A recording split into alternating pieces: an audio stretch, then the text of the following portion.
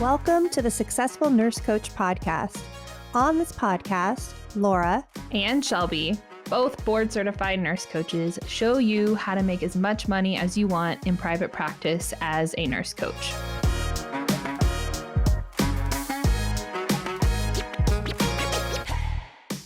Hello, everybody, and welcome back to the Successful Nurse Coach podcast. It is Shelby here today, flying solo, here to talk to you about burnout. Nurses' favorite word, our favorite buzzword. It is pervasive in our community. And in full transparency, team, I'm recording this in September of 2024.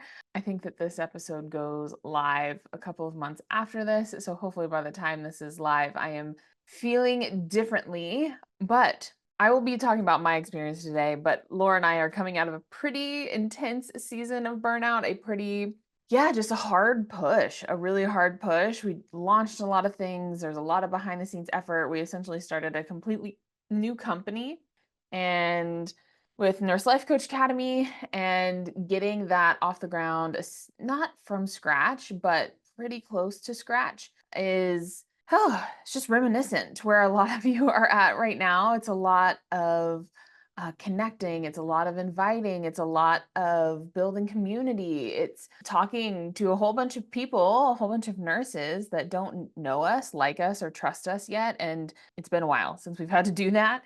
And so this summer was a big push for a lot of reasons, a lot of longer hours. Laura and I joke that we didn't know how cush our jobs were in 2022 and in 2023. And it's really just making me appreciate the seasons of entrepreneurship, how things change and shift over time with the times.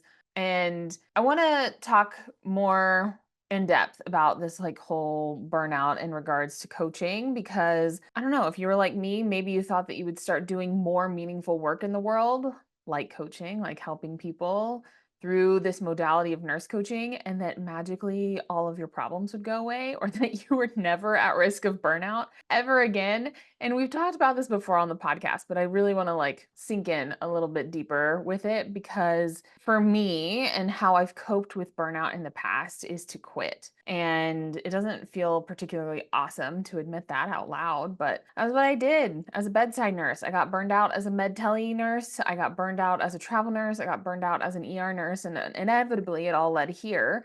And I would argue that burnout was more like burnout plus a deep reckoning within my soul of you are not meant to do this forever. You have different things in the world that my heart wanted, and kind of the burnout was a catalyst for me. But whenever you spend so much time and energy and effort and love and just everything, all of yourself poured into your business, into your private practice, it's so personal. And then when you want to quit, it's pretty confusing. And so I want to talk a little bit about that today, just in case you find yourself here. Maybe I can give you a little bit of a roadmap or a flotation device to keep your head above water.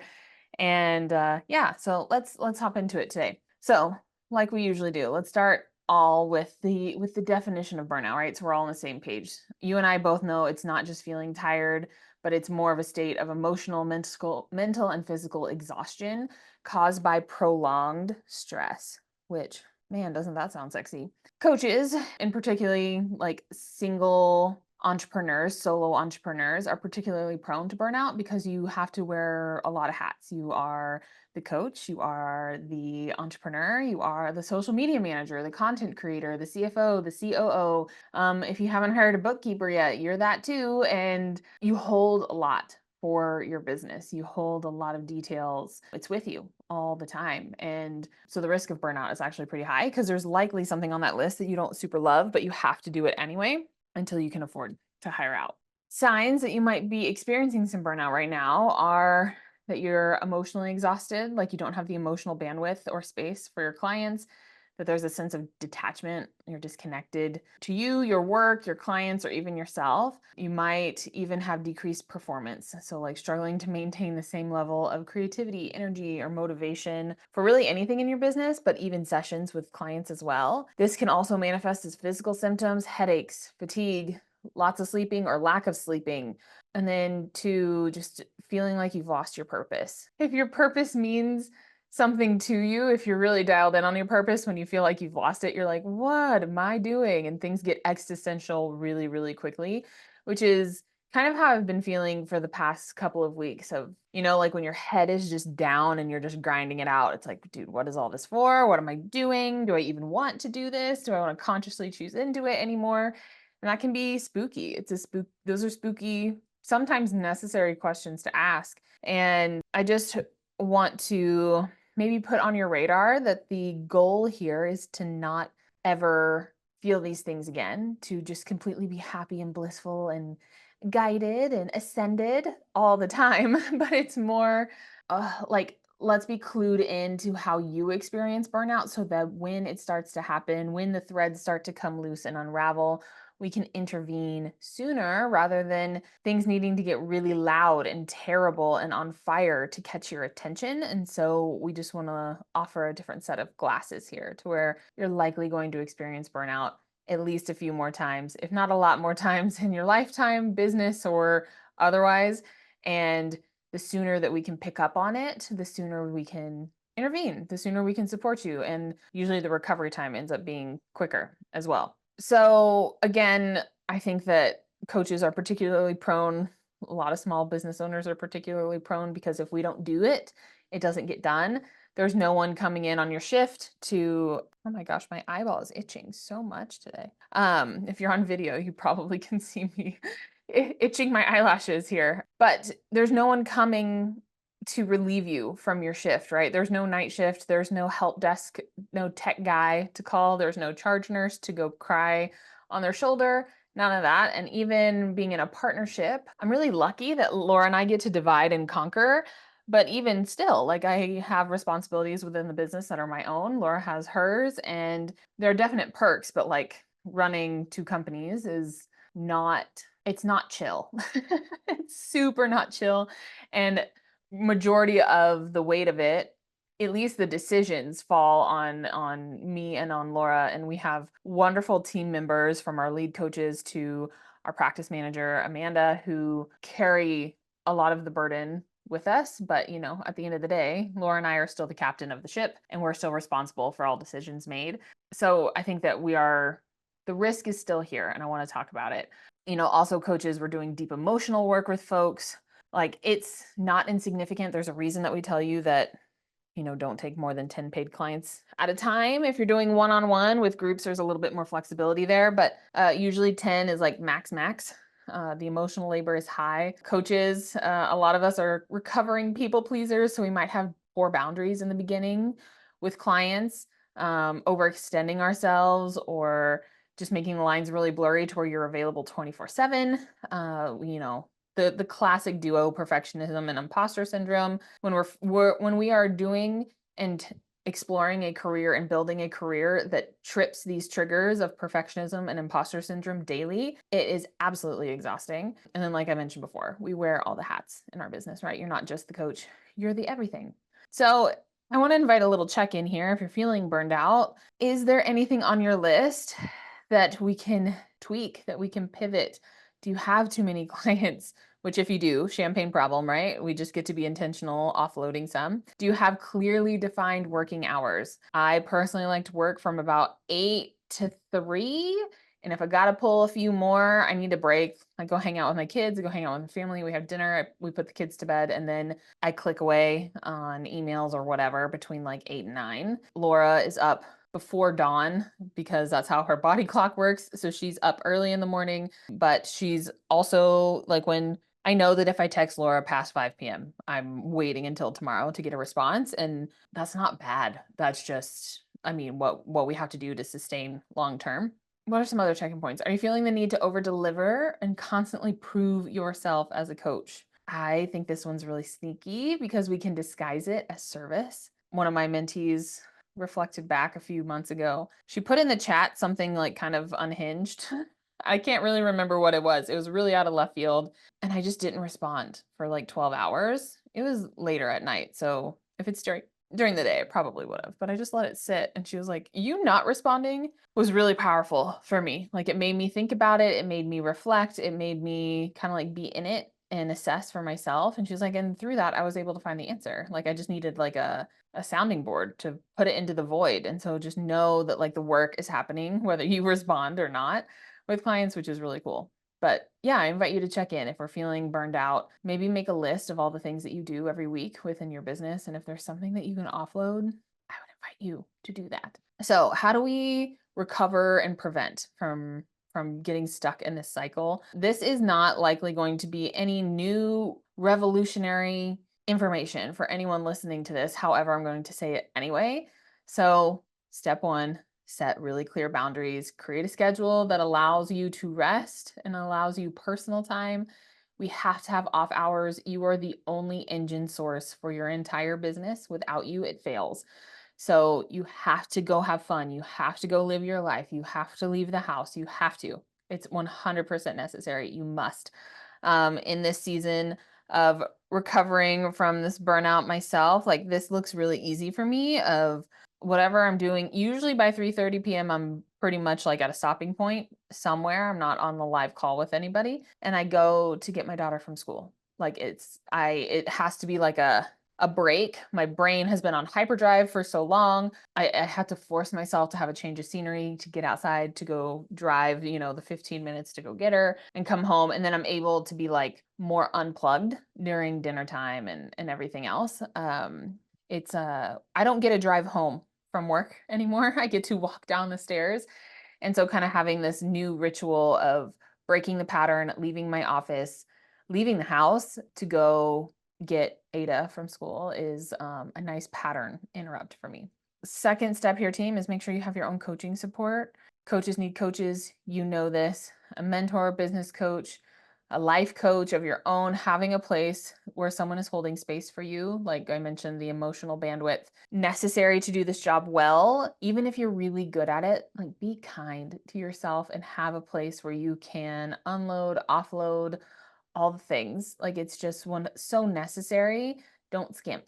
It's really like it's like paying the electricity bill. If you were to own a brick and mortar business, you have to do this. Of course, other things like being or practicing mindfulness, doing some meditation, regularly connecting with your why and with your purpose. If it's helpful to have it written out, I do. It's on my wall.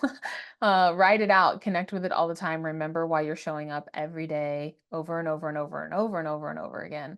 It keeps you connected to the long-term vision. And physical self-care, we all know the things: move your body, get outside, breathe fresh air, put your bare feet on the ground, all the things, polar plunge, go to a top of a mountain. I don't really care what it is, but just be outside, be regulating, be taking care of your nervous system. And this is probably one of the hardest ones for nurse coaches, this last one here. And it's hard because we need financial resources to be able to do it. But delegate and automate where you can. As you grow, as you scale, there will be more things that you offload and delegate to somebody else rather than micromanaging until the cows come home. And eventually, you will have an hourly rate that we can kind of calculate, right? Of how many hours a week you want to work versus what you want to make. And if a task of like managing your Facebook group or letting people into your Facebook group or checking emails or reviewing client applications, all of this stuff can be offloaded with a protocol to a VA or an online business manager. And for new nurse coaches, this is hard. You usually get to like the 150K mark before you start thinking of things like this. But I want to plant the seed early that you do not have to fly solo for very long. Paying somebody for 15 hours a month to just handle some of the logistics in the back end for you. It's like having CNA feels like that's not it doesn't give them as much authority as I'm trying to in this description. But it's like having just the best sidekick, the best person to help you ride the waves to where you can really focus on what you're good at, the coaching, the connecting, the inviting, the doing the coaching work, and someone else can like manage your payment plans and make sure your clients are paying and remind you that like your quarterly taxes are due, things like that. So that's coming, team. We don't fly solo forever. One of my favorite topics here too is preventing burnout for the long term is redefining success and what it means for you. And I recorded a podcast episode a few months ago called Success is an Inside Job. And if you haven't listened to that one, I would highly encourage you to go listen to it. Because the bar will always move, team. You'll hit your first 5 paid clients and then we move it to 10. And then you'll get your first 10 paid clients. And then you're like, well, how do I sustain this? How do I make it 50? How do I stay alive for a little bit longer? And while those goals are really helpful and I think really motivating, I also want to be present with that the definition of success, the feeling of success comes from internal sources as well as outside sources. So, signing 10 paid clients is an external form of motivation, but like, what is the internal clock driving you towards? What is your heart telling you? How will you know that you are content? How will you feel? How will you wake up in the morning? What does your day feel like when you are successful? And if we can that brings us into the present moment, it brings us into the here and now, it decreases our anxiety, it slows down our brain. It allows us to celebrate the small wins and have a balanced client load. And, we're continuously learning about ourselves. But if we are just always moving the bar, we touch the bar, we cross the goal, and we just move it up immediately, then it's hard to sustain because you never feel complete. And it's always a balance of internal and external success. But I want to invite you to like go inward and be like, how will I know when I'm successful? And if you want a deeper dive here, go back to that podcast episode. It was really, if I don't say so myself, it was excellent. Okay. So last bit here that I want to mention is like be checking in with yourself regularly. This is why it's so helpful to have a coach that you got on your calendar every week, every other week, to where you can just check in and have space for you. And it's really easy to get stuck in the week to week, just like hustle and bustle. But having a pause, an hour pause built into your week every week can be so helpful and help you avoid burnout at earlier stages, especially when you got another set of eyes on you too. I will share a little bit of a story here and then I'll wrap up. But I went to one of my coaches and I was telling her about this feeling of like, I think I might want to quit. Like, this is the first time. I know that I've said that before and I've been thinking it for more than like 7 days. I've been thinking this for like 4 months of I think I might want to quit. And of course, not taking action on it or really admitting it to anyone out loud, because then when I do that, it makes it real, right?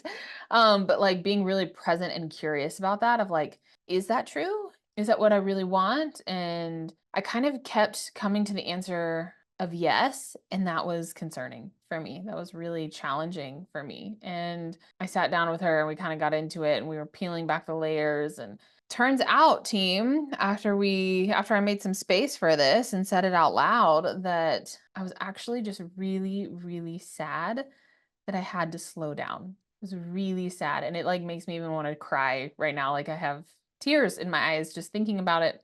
So for those of you who don't know, I'm pregnant with my third baby and I'm very excited. And we wanted a third baby, all the things. Just this third baby came about a year earlier than I was anticipating.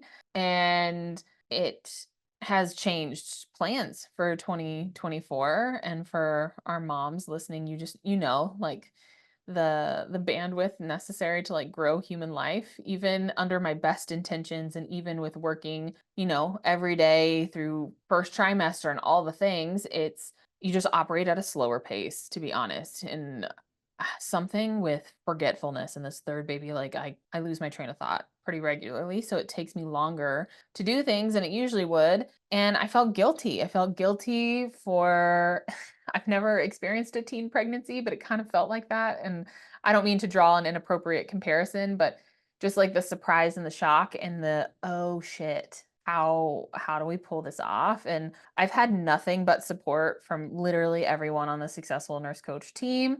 And like we figured it out and all the things.